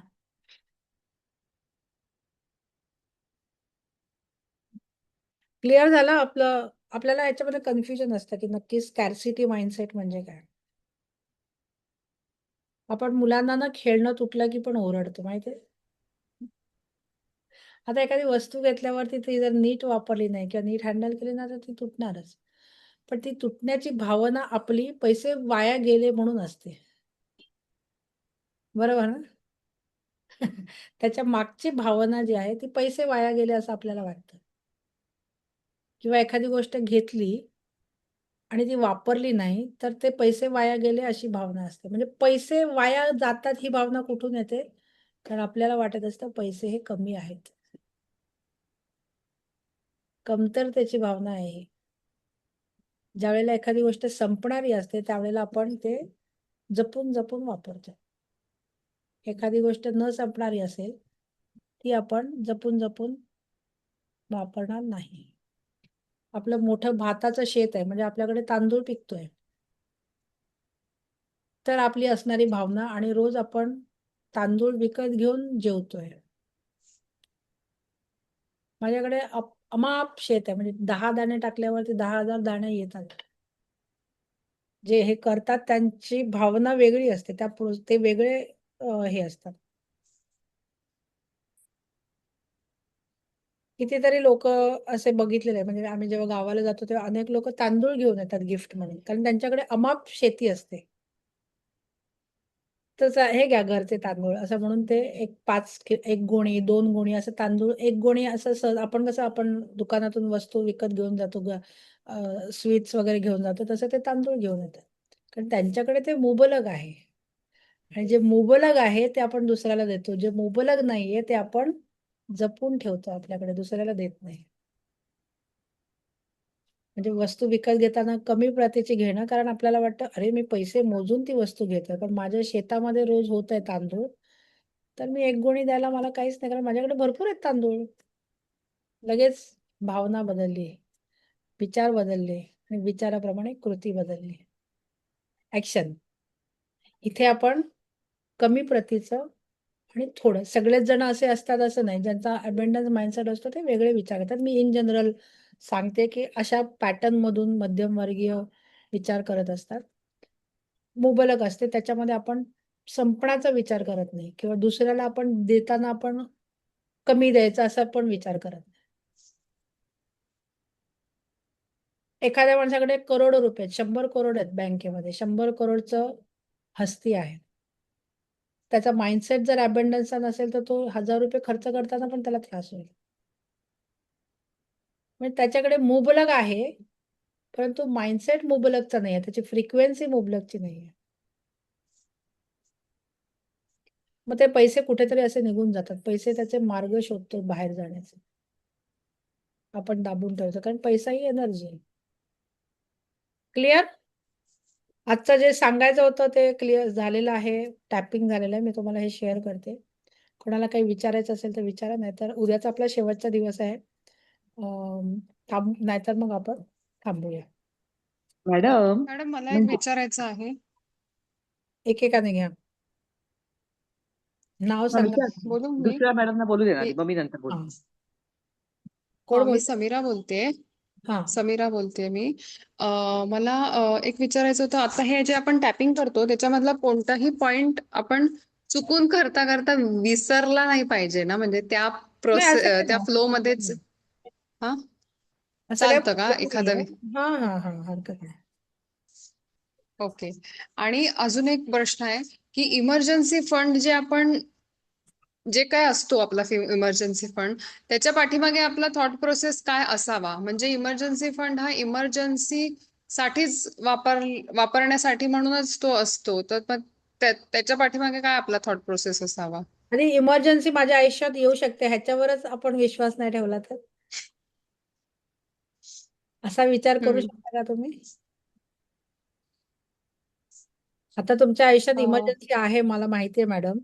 पण मी एक सांगते हम्म. तुम्हाला, की माझ्याकडे इमर्जन्सी आपण हे विचार नाही करू शकत. कारण आपल्या आतमध्ये इतकं इम्बाईब झालेलं आहे ना, की आपल्याला सगळ्याच जणांनी आता स्माईल दिलं मी हे बोलल्यावरती. हम्म. आपल्याला हसायला का आलं? कारण असंही असू शकतं. आता मी काल एका ठिकाणी गेलेले, तिथे एका बाईने कॅन्सर झालेला, 3rd स्टेजचा कॅन्सर होता आणि तिने आतमध्ये असा विचार केला की it is like a fever आणि ते तापासारखा तो ताप येतो आणि जातो. तसा माझा कॅन्सर आलाय आणि गेलाय. अशा विचाराने तिने मेडिटेशनच्या माध्यमातून तिने तिच्या कॅन्सरवर मात केली. आता आपण या लेव्हलला विचार करू शकतो का? कारण आपल्या आतमध्ये आहे की कॅन्सर बरा होऊ शकत नाही. की तुमचे जे विचार असतात ना, त्याप्रमाणे तुमच्या कृती असतात आणि तुमचं शरीर पण तसंच काम करतं. आपल्याला जर आतमध्ये पक्क असेल की इमर्जन्सी प्रत्येकाच्या आयुष्यात येते आणि ती इमर्जन्सीसाठी पैसे कारण हे मार्केटिंगवाले तसंच तर सेल करतात ना सगळ्या गोष्टी. इमर्जन्सी येणार नाही असं नाही मला म्हणायचं, पण इमर्जन्सी असताना माझ्याकडे जर पैशाचा फ्लो असेल, तर मला कशाला साठवून ठेवायचं परत? माझ्याकडे घराच्या बाहेर नदी आहे, तर मी घरामध्ये पाण्याची टाकी का लावायची? पाहिजे तेव्हा जाऊन आणायचं पाणी. लक्षात येतंय? आपला हो, दोन्हीवरही हो. विश्वास नाही, की पैशाचा फ्लो भयंकर आहे, ह्याच्यावरही विश्वास नाही आणि इमर्जन्सी येणार नाही ह्याच्यावरही विश्वास नाही. मी हे प्रत्यक्ष बघितलेलं आहे आणि म्हणून या कॉन्फिडन्सनी मी या सगळ्या गोष्टी बोलते. आपण हे विचार करू शकत नाही. इमर्जन्सी आल्यावरती पैशाचा ओघ येतो किंवा कुठून तरी मदत येते, कुठून तरी त्याची व्यवस्था होते. भलेही माझ्याकडे पैसे नसतील बँकेत, परंतु मला जेव्हा पाहिजे त्यावेळेला माझ्याकडे पैसे असतात. हे कसं छान आहे की नाही? हे छान वाटतं? असं असायला आवडेल ना आपल्याला? हो. तुम्ही मला ह्याच्याप्रमाणे प्रश्न विचारला, ते मार्केटिंगचे लोक सांगतात ना, की समजा तुम्ही उद्या मेलात. आता ते पॉलिसी सेल करताना इथूनच सुरुवात करतात. माझ्याकडे येतात तर मी त्यांना म्हणते, की ह्याच्या व्यतिरिक्त काय पॉलिसी आहे ते सांगा ना. मी मेले नाही मेले ते वेगळी गोष्ट. तुम्ही पॉलिसी काय ते एक्सप्लेन करा. उद्या समजा तुम्हाला काही झालं, खुदा न खास्ता. अरे पण तुम्ही पॉलिसी काय आहे त्याच्याबद्दल बोला, की अशी असते, तशी असते वगैरे. म्हणजे बोलण्याची म्हणजे तशा पद्धतीने आपल्याला कंडिशनिंग झालेलं आहे, की आपल्याकडे इमर्जन्सी यायच्या कारण आपण या प्रकारे सुबुद्ध किंवा अशा प्रकारची लाईफस्टाईल, अशा प्रकारचं मटेरियलिस्टिक वर्ल्ड आधी नव्हतं आपल्या आधीच्या पिढ्यांमध्ये. आता आपण ज्या पद्धतीने राहतोय, त्या पद्धतीने आधीच्या पिढ्या नव्हत्या. त्याप्रमाणे सुबत्ता नव्हती. एवढा पैसा लागायचा नाही, एवढ्या प्रकारची लाईफस्टाईल नसायची आणि एवढ्या उठता-बसता पैसे लागायचे नाहीत. आता ते सगळं बदललेलं आहे. त्याच्यामुळे आपली मानसिकता ही आधीच्या पिढीतून ट्रान्सफर झालेली आहे. खर्च वाढलेले आहेत, लाईफस्टाईल बदललेली आहे, पैसा खूप लागतोय. म्हणून मग आपल्याला इमर्जन्सी येते. मेडिकल एक्सपेन्सेस आपल्या आधीच्या लोकांना जेवढे नव्हते त्याचे 4 पट झालेले आहेत मेडिकल एक्सपेन्सेस. हो की नाही? त्यामुळे ही इमर्जन्सी क्रिएट केली गेलेली आहे. तो एक वेगळा विषय आहे, खूप मोठा विषय आहे. पण मला सांगायचं आहे, की तुम्ही या दृष्टिकोनातून विचार करतात. परत this is a lack mindset. Okay madam? तुम्हाला सॅटिस्फॅक्टरी उत्तर मिळालेलं नाहीये हे मला माहिती आहे. परंतु नाही. असं मी सांगू आय डोंट नाही नो. मला कळलं. कारण हे तुम्ही बघितलं नसल्यामुळे तुम्हाला ह्याच्यावर विश्वास बसणं कठीण आहे. हे मी बघितलेलं आहे त्याच्यामुळे ह्याच्यावर माझा विश्वास आहे. कारण मी नुसतंच शिकलेली नाही तर मी हे बघितलेलं पण आहे. की एकही रुपया इन्व्हेस्टमेंट नसताना इमर्जन्सी आल्यावरती पैसे स्वतःचे उभे राहिलेले आहेत. असे चमत्कार मी बघितलेले आहेत. आणि आपल्याला असं शिकवलेलं आहे की स्वतःचे पैसे पाहिजे, सेव्हिंग पाहिजे, इमर्जन्सी फंड पाहिजे, असं पाहिजे, तसं पाहिजे वगैरे वगैरे. त्यामुळे विचारांवरती काम करायचंय, ब्लॉक्सवरती काम करायचं हे लक्षात ठेवा. बाकीचं सगळं सोडून द्या. कारण आपल्याला जे शिकवलेलं आहे ना, तेच आपल्या आतमध्ये पॅटर्न्स अडकलेले असतात आणि ते जोपर्यंत बदलत नाही, तोपर्यंत आपल्याला दुसरी साईड समजत नाही. म्हणजे मी नेहमी हेच उदाहरण देते, की माझ्या घराच्या बाहेर नदी असेल, भरपूर पाणी असेल, तर मी घरामध्ये पाणी संपेल म्हणून टाकी लावेल का? ज्यांच्याकडे पाणी जातं ते लोकं टाकी लावतात. ज्यांच्याकडे पाणी जात नाही ते लोकं टाकी लावतच नाहीत. बरोबर की नाही? सगळेजण लावतात का घरामध्ये पाण्याची टाकी सांगा? ज्यांच्याकडे पाणी जातं ते लोकं लावतात. ज्यांच्याकडे नाही जात ते लोकं नाही लावत. म्हणजे सेम गोष्ट आहे.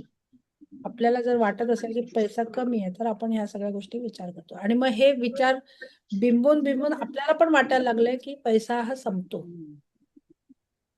इतके वर्षांचा इन्व्हेस्टर्स सगळे आपल्याला सुरुवातच इथून करतात. की उद्या समजा इमर्जन्सी आली तर, उद्या जर असं तुमचं इन्कम जॉब गेला तर, उद्या तुमचं हॉस्पिटलायझेशन झालं तर, असं.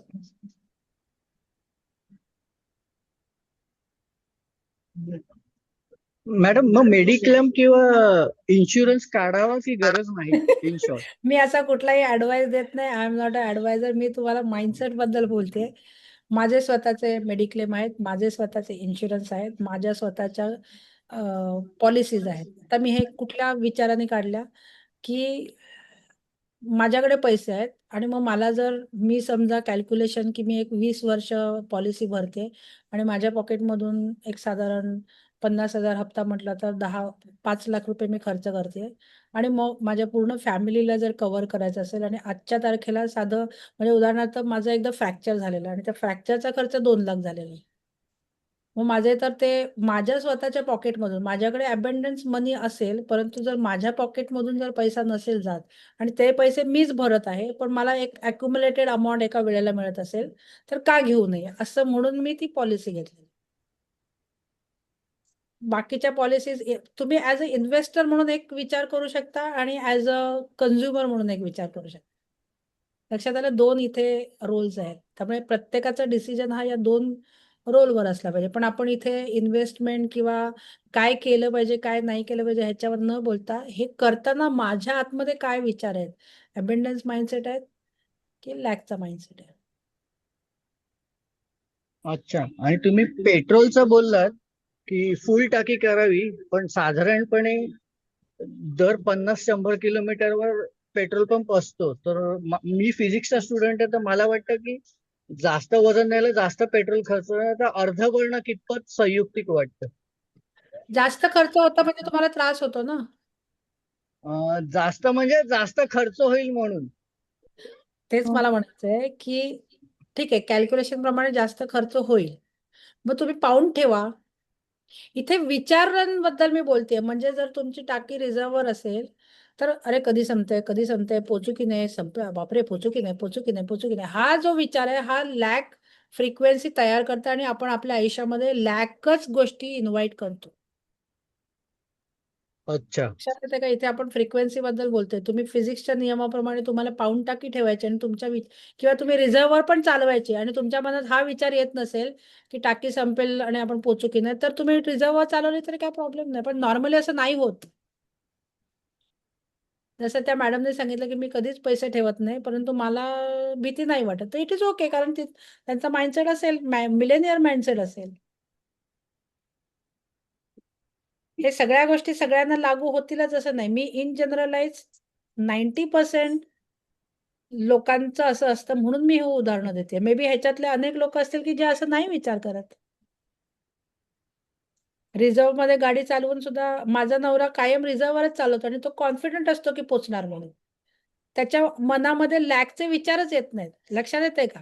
आणि माझी गाडी पूर्ण असली तरी सुद्धा माझ्या मनामध्ये लॅकचे विचार येऊ शकतात. It depends on what mindset you are in. गाडी पेट्रोल रिझर्व्हला आलं, तो रिझर्व्हमध्येच चालवतो आणि तो म्हणतो की काय नाही होत. आपण पोहोचणार. So he has got a strong rich mindset. May be गाडी बंद पण पडेल, पेट्रोल संपेल, पण त्याच्याशी आपण ते डिस्कसच नाही करत आहोत. इथे आपण डिस्कस करतोय फ्रिक्वेन्सी. अबंडन्स फ्रिक्वेन्सी आणि लॅक फ्रिक्वेन्सी. लॅक फ्रिक्वेन्सी कुठल्या ऍक्शन्सनी येते, कुठल्या विचारांनी येते आणि कुठल्या भावनांमुळे आपण अबंडन्स फ्रिक्वेन्सी अस्थिरता, त्याच्यामुळे इट इज लॅक फ्रिक्वेन्सी. कुठल्या फ्रिक्वेन्सी ते मी नोट्समध्ये दिलेल्या आहेत. कुठल्या भावनांमुळे कुठल्या फ्रिक्वेन्सी. मग समाधानी आणि तृप्त असणं हे बॅरियर होऊ शकते अबंडन्सची की परत स्कॅसिटी? समाधानी असणं हे पैसे नाहीत म्हणून समाधानी आहे की पैसे आहेत म्हणून समाधान, depends on what is thought process. म्हणजे उदाहरणार्थ त्या मॅडमने सांगितलं की मला साडी आय कॅन अफोर्ड, पण मी घेतली नाही कारण पैसे संपतील, म्हणजे तिथे लॅकचा विचार आला. पण माझ्याकडे I can afford and I still don't want, कारण माझ्याकडे आहे ते मला पुरेसे, मला आता नवीन साडीची गरज नाही. It is not lack, it is my decision that I have a money, पण मला आता नको आहे. पण मला घ्यायची आहे तर ती 15,000ची आहे म्हणजे 15,000 आता कशाला खर्च करायचे, म्हणजे इट्स अ लॅक माइंडसेट. थोडंसं ट्रिकी आहे समजायला, कारण आपण बुद्धिजीवी लोक असल्यामुळे आपण ते intellectual point of view, logical गोष्टी वापरून आपण विचार करत असतो आणि डिसिजन घेत असतो. त्यामुळे हे जरा थोडंसं कन्फ्युजिंग होईल. त्यामुळे जास्त आपण त्याच्यात खोलात जाऊया नको. मी तुम्हाला सांगितलं आपण काम करूया आणि आपले अनुभव बघूया. मॅडम आता जेव्हा ना मी म्हटलं तुम्ही जसं म्हणाल मी दुसऱ्याला घेताना नेहमी सगळं असं छान घेणार, मी पैशांचा विचार नाही करणार, माझं सगळं असं स्वतः करता होतं. आता हे जे आपण टॅपिंग करून आपली इंटेन्सिटी जेव्हा कमी जास्त करणार आहोत, पण it will take some time. मग त्यावेळेला ते होईपर्यंत जेव्हा आपल्या त्याला मनात असे जास्त विचार वेळ येतील लागत ना. नाही. Tapping will give you the result within a week. अच्छा, ओके ओके. हा मग ठीक आहे. नाही तर म्हटलं तेव्हा मग आपण एक्झॅक्टली विचार काय खतपाणी घालायचं आपल्या विचारांना असं नाही टॅपिंग इज द तो वे. माइंडसेट येईपर्यंत. 1 महिना पण नाही, लवकर तुम्हाला रिझल्ट मिळतात. अच्छा, ओके ओके ओके. ठीक आहे, ठीक. Thank you thank you. लक्ष्मीसाठी आपण धनासाठी लक्ष्मीची उपासना करतो. तर मग परदेशात कसली काय? आणि तुम्ही म्हणला परदेशात मटेरियलिस्टिक लाईफ खूप अबंडंट आहे आणि भारतात एवढी लक्ष्मीची उपासना करून दरिद्र रेषेखाली किंवा असे लोक भरपूर आहेत. त्याच्यावर मी नुकतंच एक वाक्य वाचलं. Only in India the goddess of wealth is harassed by worshipping her for the sake of prosperity. Perhaps annoyed by such large-scale harassment, she has turned her back on us. तुमचा प्रश्न असा आहे का की आपल्याकडे लक्ष्मी का नाहीये म्हणून? हा म्हणजे इन जनरल उपासना करतात, पण त्या मानाने भारतात समृद्धी नाहीये. आणि तुम्ही म्हणाल बाहेर परदेशात मटेरियलिस्टिक लाईफ खूप चांगलं आहे, तर तिथे असं कुठलं इक्विव्हॅलंट केलं जातं की काय केलं जात असेल? आपल्याकडे समृद्ध आयुष्य होतं 1000 वर्षापूर्वी. म्हणजे हे आपण जेव्हापासून हे पारतंत्र्यात आपण आलेलो आहोत तेव्हापासून हे आपलं बदललेलं आहे ना. ह्याच्या आधी समृद्धीच तर होती. सगळ्या गोष्टी अबंडंट होत्या आपल्याकडे आणि विचार सुद्धा अबंडंट होते. हे आपलं आक्रमणांमुळे आणि वेगवेगळ्या परिस्थितीमुळे आपल्यामध्ये हा बदल होत गेलेला आहे. आणि आपल्याकडे नेहमी वेगळ्या प्रकारचं थिंकिंग इम्बाईब केलं असल्यामुळे आपण नेहमी वरच्या 3 चक्रांवरती आपण जगलेलो आहोत आणि वेस्टर्न वर्ल्ड हे खालच्या 3 चक्रांवर, which is a materialistic life, त्याच्यावरती जास्त फोकस होता आणि आपला फोकस हा बाकीच्या याच्यावर होता. पैशापेक्षा बाकीच्या गोष्टी महत्वाच्या आहेत. आपला मी कोण आहे याचा शोध म्हणून आपल्याकडे एक कुठली पद्धत सांगितली गेलेली नाही. आपण प्रत्येकाचा देव वेगळा, प्रत्येकाचा मार्ग वेगळा आणि प्रत्येकाचा शोध वेगळा. बरोबर ना? आपल्याला एक सांगितलं नाही ना की तू लक्ष्मीचीच कर, तू गणपतीचीच कर, तू ह्याचीच कर, तू त्याचीच कर. दर दर वेशी बदलली की भाषा बदलते आणि देव बदलतो. त्यामुळे आपल्याकडे कुठलीच एक पद्धत अशी नाहीये, कारण आपण आपला स्वतःचा शोध घेतला पाहिजे.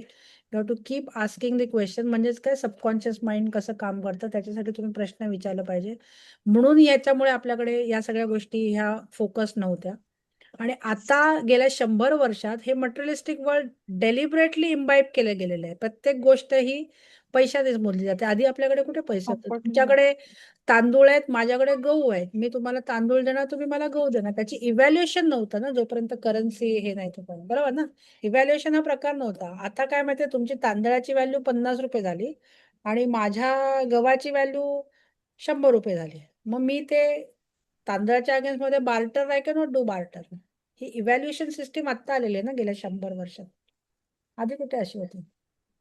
माझ्याकडे ही गोष्ट आहे, मी तुम्हाला, तुमच्याकडे हे नाही, तुम्हाला मी हे देईन, तुम्ही मला ते द्या. तुम्ही मला तांदूळ द्या, मी तुम्हाला कापड विणून देतो. आपल्याकडे वेगळ्या पद्धती होत्या. ह्याचा जर तुम्ही बाकीचा ह्याचा अभ्यास केला तर तुम्हाला ह्याची उत्तरं मिळतील की का नाहीये म्हणून. Again it is the mindset, conscious mindset. म्हणजे प्रत्येक समाजाचा एक असतो, देशाचा एक असतो, तो आहे. त्याच्यावर विचार करायला लागेल.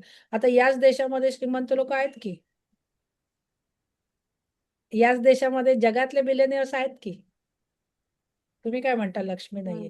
याच देशामध्ये आपल्या देशामध्ये एका एका देशाचं जीडीपी एवढं खरेदी फक्त दिवाळीला झाली आपल्याकडे. एक्झॅक्टली. तुम्ही जर कॅल्क्युलेशन वाचले तर सगळ्या गोष्टी आहेत आपल्याकडे. आपल्याला असं का वाटतं, मला हे कोणी सांगितलं की आपल्याकडे नाहीये म्हणून, सुबत्ता नाही? आपल्याकडे सुबत्ता आहे. आपण पैसे नसले तरी सुद्धा जगू शकतो. वेस्टर्न लोक पैसे नसतील तर जगू नाही शकत. गाडी नसेल तर त्यांना कळत नाही की कसं जायचं. आपल्याकडे गाडी नसेल तर आपण पब्लिक ट्रान्सपोर्ट चालत जातो. चालत जाऊ शकतो. एका वेळेला जेवायला नसेल तर आपण जगू शकतो. तिथे जेवायला नसेल, ब्रेड नसेल. ह्याचा अभ्यास करून तुम्हाला कळेल आपल्याकडे नाही असं नाहीये. हे कोण सांगतं? आपण आपले अनुभव ठरवायचे की आपण कोण आहोत. दुसऱ्यांनी कशाला सांगायला पाहिजे की आपण कोण आहोत. ओके. त्याच्यामुळे आज आपण आजचं सेशन आपण इथेच थांबूया. उद्या आपला द्यायचं होतं हा मॅडम. बोला. आता तुम्ही जे आता ते 15,000 साडी हा विषय झाला ना, तर 15,000ची साडी घेताना विचार करेन, पण 15,000चा ड्रेसला नाही करणार, कारण ड्रेस वापरला जातो आणि साडी मग पडूनच राहते. असा माइंडसेट म्हणजे पुन्हा काय त्याचा त्याचाच विचार? आहे कारण तुम्ही विचार करता की युसेज किती आहे त्याच्यावरती तुम्ही व्हॅल्यू ठरवायचं.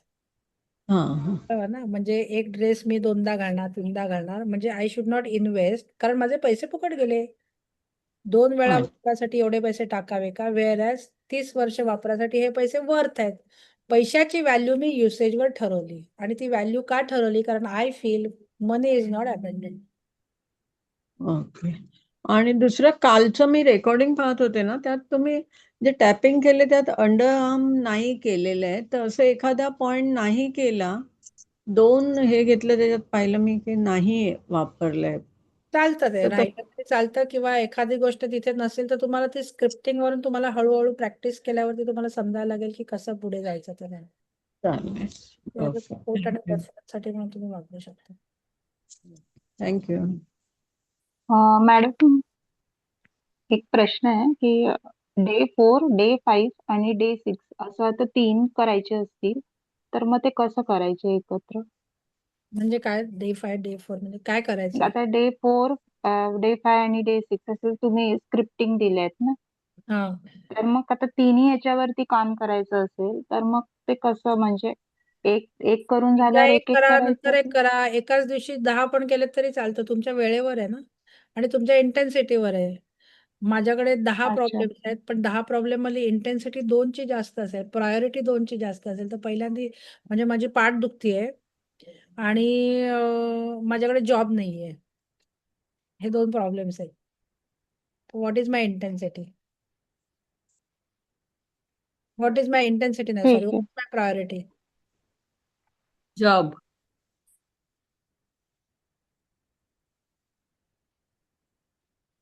पाठदुखी आधी उत्तर रिकवर दे. करावी लागेल. हा पाठदुखी आधी महत्वाची. करेक्ट कारण माझा जॉब असेल पण माझी पाठ दुखते आणि मला उठताच येत नाही तर मी जॉब काय करणार त्यामुळे माझं हेल्थ इज माय प्रायोरिटी त्यामुळे मी पहिलं पाठीवर काम करेन आणि नंतर जॉबवर करेन. म्हणजे मी हे एक्झाम्पल अशासाठी दिलं की तुम्हाला 10 प्रॉब्लेम सगळ्यांकडे असतात 100 स्वप्न सगळ्यांकडे असतात पण माझं आत्ता माझी प्रायोरिटी काय? मी हॉटेलमध्ये गेले मेनू कार्ड दिलं मेनू कार्ड मध्ये 100 आयटम्स आहेत त्याच्यातले मला 50 आवडणारे असतात पण मी आत्ता 2च ऑर्डर करते कारण आत्ता मला खावायचे हे 2 वाटतात. आवडणारे खूप असतात त्यामुळे you should select what is your priority. Priority काढा आणि त्याप्रमाणे करा. तुमचे 5ही दिवसांचे 5ही प्रॉब्लेम वरती हे आहेत म्हणून तर मी एवढे दिवसाचे सेशन घेतले ना आणि ह्याच्यापेक्षा मी 70 काढून देऊ शकते तुम्हाला. पण त्या 70 मधून सिलेक्ट करायचं की हे 2 वरती मी काम करते. आणि मला असं वाटतं अबंडन्स वरती काम केलं तर सगळे प्रॉब्लेम सॉल्व्ह होतात. हो मॅम तेच जे डे 4चं काय आहे, समृद्ध ओळख सक्रिय करणे. मग 5th डेचं रिसिव्हिंग चॅनल उघडणे. मग ते हे जे जे आत्ताचे जे आहेत ते जास्त इम्पॉर्टंट वाटतात म्हणून मी पण विचारलं. तुम्ही 1 महिना स्पेंड करा ना याच्यावरती. तुम्हाला घाई कसली आहे 2 दिवसातच सगळं झालं पाहिजे. तर एक ते प्रॉब्लेम एक घेऊन असं करायचं ना? एक घेऊन 2 महिने जाऊन दे ना. आपली आता एवढी वर्ष गेली, तर अजून एक 2 हम्म. महिने जाऊन दे ना त्याच्यावरती काम करायला. म्हणजे मी समजा 7 दिवसाला 7 प्रॉब्लेम्स आयडेंटिफाय केलेत. ते 7 प्रॉब्लेम वरती मी समजा ठरवलं की एक आठवडा काम करेल. तर माझे 7 आठवडे जातील. म्हणजे साधारण एक 1.5 महिना जाईल. जाऊन देत ना 1.5 महिना. आपल्याला कुठे घाई आहे? हो नाही ते काही नाही मॅम पण मी तेच विचारलं की कसं करायचं? हां, मग घाई असल्यामुळे म्हणजे आपल्याला काय वाटतं माहिती आहे, आज वर्कशॉप केलं तर उद्या मला सॉल्व्ह झालंच पाहिजे. उद्या माझे पैसे वसूल झाले पाहिजे. उद्या मला रिझल्ट मिळाला पाहिजे. हे आतमध्ये कुठेतरी इम्बाईब असतं. म्हणजे आतमध्ये कुठेतरी हे सूक्ष्म रूपात गेलेलं असतं, की आपल्याला फास्ट हवं असतं. हे सगळ्यांनाच वाटतं कारण आत्ताचं युग हे जलद युग आहे. त्यामुळे प्रत्येक गोष्ट आपल्याला जलद हवी असते. पैसा पण असं म्हणतात, की जलद काम केलं तर जलद पैसा मिळतो. पण हे ॲक्चुअली नाहीये, चुकीचं आहे.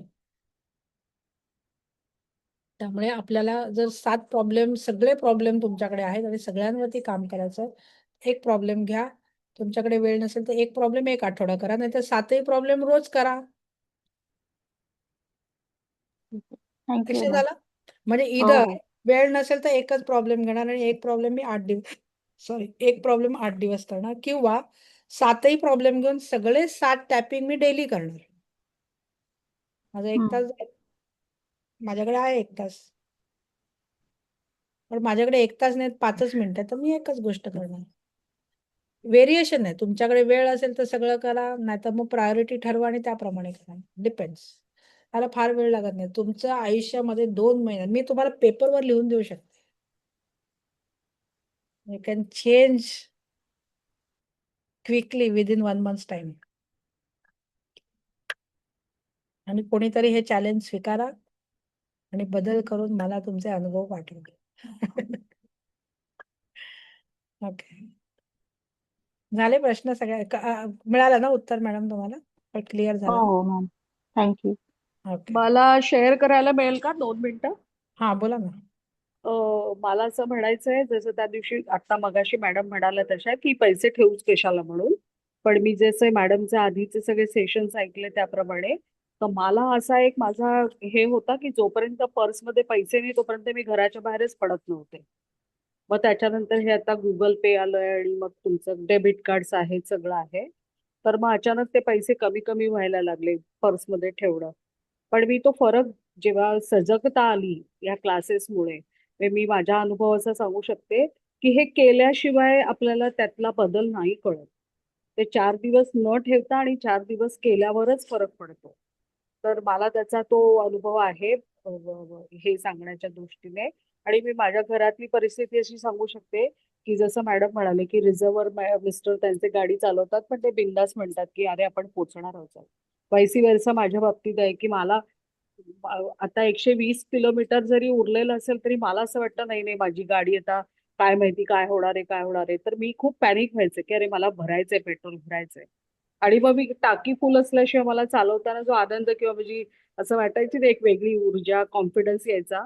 तर हे जे आहे जे म्हणतायत ना ते सगळं केल्यावर कळतं की प्रॅक्टिकली जेव्हा करतो आणि टाकी फुल करतो कारण तेव्हाही आपल्याला तेवढेच पैसे द्यायचे आणि टाकी रिकामी झाल्यावर पण तेवढेच पैसे द्यायचे. तर तो भरल्यानंतरचा जो कॉन्फिडन्स आहे किंवा तो जो अनुभव आहे तो फार वेगळा आहे. म्हणजे त्याच्याबद्दल कॉन्फिडन्सच वेगळा असतो. इवन मी माझ्या नवऱ्याच्या बाबतीत बघितलंय तो नाही कधीही पाकिटातले पैसे मोजत नाही किंवा मोजूही देत नाही. तो नेहमी आणि त्याही पेक्षा मला एक अनुभव असा आला की जसं मॅडम म्हणतात की मला कोर्स करायची गरज लागते पण तो इतका सहजतेने हे सगळं करतो त्यामुळे त्याची जो अबॅडन्स लेवल आहे ती एवढी वरच्या लेवलची आहे की तो अरे काही तुटलं किंवा काही लागलं किंवा अरे काय होणार आहे पैसेच लागणार आहेत ना पैशानीच येणार आहे ना पैशापेक्षा वरती काहीच नाहीये ना असं जेव्हा ते बोललं जातं तेव्हा वाटतं अरे किती साधी शुल्लक गोष्ट आहे की पैसे द्यायचे आणि ही रिपेअर होणार आहे किंवा हे काम आपलं होऊन जाणार आहे. तर ही जी सहजता आहे ना म्हणजे आता मला या आजच्या कोर्समधनं तरी असं कळतंय की मुळात आपण काय वागतो पेक्षा मूळ कारण जे मॅडमनी खूप छान समजावून सांगितलं जे मी डिटेलमध्ये बघितलं लिहिलंय की आधी विचारांवर सहज असणं सहजता असली पाहिजे की थॉट प्रोसेस जसं मॅडम म्हणाले की मी 15,000ची साडी नाही घेतली मला गरज नाही वाटली अरे आता काही नाहीये लग्न पण तरी त्यांनी 5,000ची घेतली त्याचा अर्थ त्यांना घ्यायची होती किंवा त्या घेऊ शकणार होत्या म्हणजे व्हॅल्यू जी आहे ना ते खूप सुंदर रीतीने मॅडम तुम्ही एक्सप्लेन केलं म्हणजे अमेझिंग मला मला ते मुळात चावी घातल्यानंतर कुलूप उघडलं असं झालं माझ्या विचारांच्या बाबतीत. I am very thankful to you. तर तुम्ही आता हे जे उदाहरण दिलं की त्याच्यामध्ये नॉट नेसेसरी सगळेजण कोर्स करतात सगळ्यांना काही लोकांचा माइंडसेट तसा असतो की ते अबेंडंट माइंडसेटमध्ये असतात आणि म्हणून त्यांचं आर्थिक क्षेत्र आणि आर्थिक अबेंडन्स वेगळं असतं हे तुम्हीच आता सांगितलं की खूप वेगळ्या लेवलचं खूप वेगळं हा माझ्या म्हणजे घरातच मी ठीक आहे ना परिस्थिती पैसे खर्च बघितली. होणार आहेत ना होऊन देत तो पैसे प्रत्येक खर्च वेळा झाले काय तर होणार ठीक. आहे 200च्या ऐवजी 2,000 लागणार ना हा. 2,000चे 20,000 लागतील पैसेच लागणार आहेत ना that crack my this thing की अरे खरंच आहे किती साधी सोपी गोष्ट आहे ही जे पॅनिक जे होतो ना आता आपण ज्यांचं माइंडसेट लॅकचं आहे तो म्हणतील आता हे मॅडम तुम्ही बोलताय हे खूप सोपं आहे कारण तुमच्याकडे 20,000 असतील आमच्याकडे 2,000 पण नाही परत हा विचार जो आहे ना हा सुद्धा लॅकचा आहे irrespective of what money you have got, आपला विचार करण्याची पद्धत ही फ्रिक्वेन्सी आपली कशी ठरते की आपण कसा विचार करतो, आपल्या भावना कशा आहेत. तुमच्याकडे पैसे असोत किंवा नसोत. म्हणजे मी सुद्धा असे अनेक लोक बघितलेले आहेत की जे पाकिटात किती पैसे ठेवतात त्याचा हिशोब नाही, खर्च किती करतात त्याचा हिशोब नाही, आणि मग हे केलं ना की त्यांच्याकडे फ्लो खूप वेगळा होता. हे तुम्ही प्रयोग करून बघा आणि तुमच्या आतमध्ये बदल झाला तर तुमच्या आर्थिक स्थितीमध्ये बदल होईल. हे काही ज्या गोष्टी सांगितल्या ना ते 30 दिवस फॉलो करून बघा. पैसे ठेवणं, त्याच्यानंतर माझा 5 वर्षाचा अनुभव आहे. मी अजूनही स्वतःला बदलते. कारण मी ज्या बॅकग्राऊंड मधनं आले, मिडल क्लास फॅमिली, बाबा गेले, अमकं फरक तमकं जे पडतो. काय. तर तो फार समृद्ध घरातनं आणि त्याचे विचार आणि त्याचं सगळं तो कमवतानाच डॉलर्स मध्ये कमवतो. पण मी अजूनही घरात जसं मी म्हटलं ना कांदा बटाट्यांचा हिशोब चालतो बायकांचा, मी त्यांच्यापासून दूर होते. पण ह्या सगळ्या गोष्टी ह्या सतत आपल्यावर काम करूनच होतात असं मला वाटतं.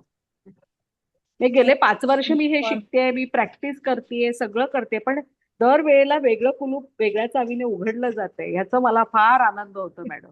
Thank you very much. हा, मला फार आनंद झाला या गोष्टीचा की आणि जसं नदीचं उदाहरण तुम्ही दिलं, I always remember that thing. तुम्ही जे सांगितलं होतं प्रत्येक कोर्समध्ये हे येतेच म्हणजे नदी, आणि मला ती परत रिपीट करावीशी वाटतं. अरे दीपा आहे आपल्याकडे, काय आता जाऊन बाल्टीभर पाणी घेऊन यायचंय.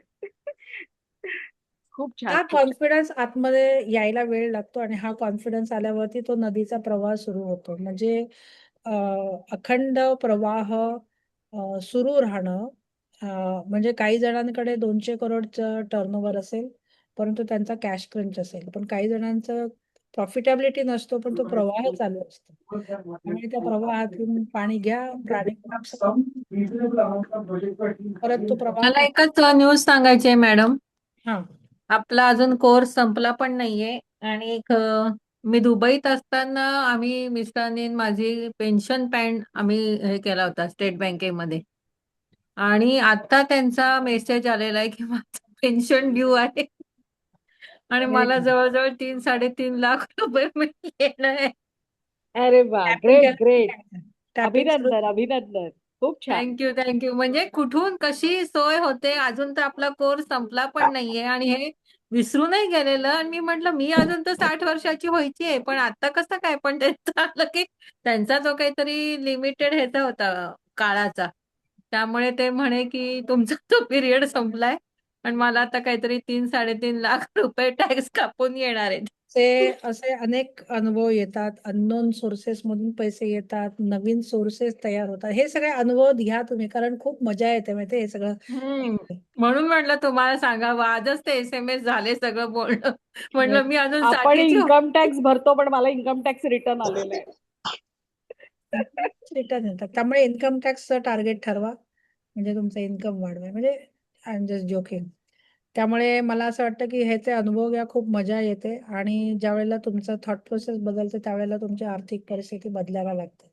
हे मी ठामपणे ठासून सांगू शकते, कारण मी त्याच्यातून गेलेली आणि मी ह्याच्यावरती खूप काही गोष्टी वर्क करून मिळालेल्या आहेत. म्हणून माझा जास्त आवडीचा विषय मनी आहे, कारण त्याच्यामध्ये माझे अनुभव आहेत बाकीच्या ह्याच्यापेक्षा. हेल्थ आणि रिलेशनशिप पेक्षा I am more confident on money, कारण माझे स्वतःचे अनुभव आहेत.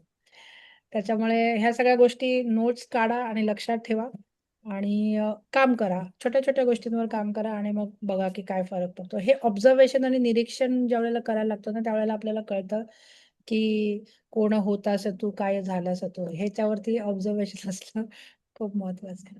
आजचं सेशन इथेच थांबवूया. आपण परत एकदा भेटूया उद्या 8:30 वाजता. उद्या शेवटचं सेशन असणार आहे. त्यामुळे भेटू लवकरच. Thank you. Thank you so much madam. God bless you. Thank you.